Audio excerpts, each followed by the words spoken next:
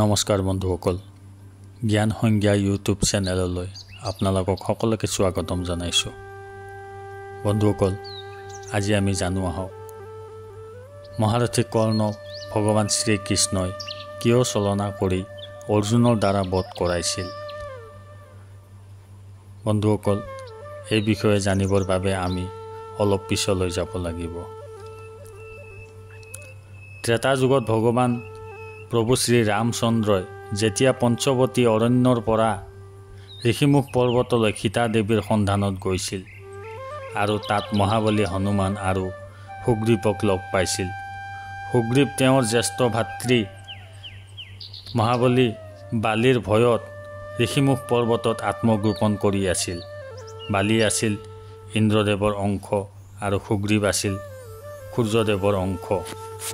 মহাবলী বালি অত্যন্ত পৰাক্ৰমী আছিল, কাৰণ তেওঁ এটা বৰদান প্ৰাপ্ত কৰিছিল যিয়ে তেওঁৰ লগত মুখামুখি যুদ্ধ কৰিব, অৰ্থাৎ শত্ৰুৰ আধা বল শক্তি বালিয়ে তেওঁৰ শৰীৰত শোষণ কৰি লয়।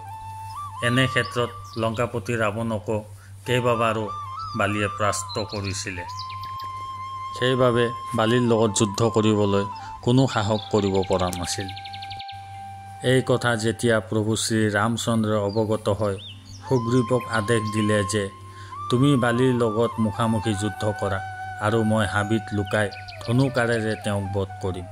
আৰু তেনেধৰণে মহাবলী বালিৰ বধ হৈছিল প্ৰভু শ্ৰীৰামৰ হাতত। আৰু প্ৰভু ৰাম যেতিয়া এই শৰীৰ ত্যাগ কৰি পুনৰ শ্ৰীহৰি নাৰায়ণৰ ৰূপ ধাৰণ কৰে, তেতিয়াই ইন্দ্ৰদেৱে আহি প্ৰভুক সুধিছিল, আপুনি মোৰ পুত্ৰ বালিক কিয় ছলনা কৰি বধ কৰিছে?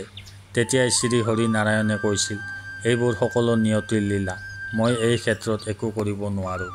তেতিয়াই ইন্দ্ৰদেৱে কৈছিল, মই সকলো বুজিছোঁ, কিন্তু মোক যেতিয়া বালিয়ে প্ৰশ্ন কৰিব মই কি বুলি উত্তৰ দিম?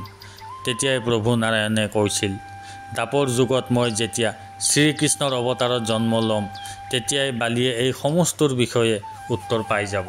অৰ্থাৎ ত্ৰেতা যুগৰ বালি দ্বাপৰ যুগত অৰ্জুন আছিল আৰু সুগ্ৰীৱ আছিল মহাৰথী কৰ্ণৰ ৰূপত।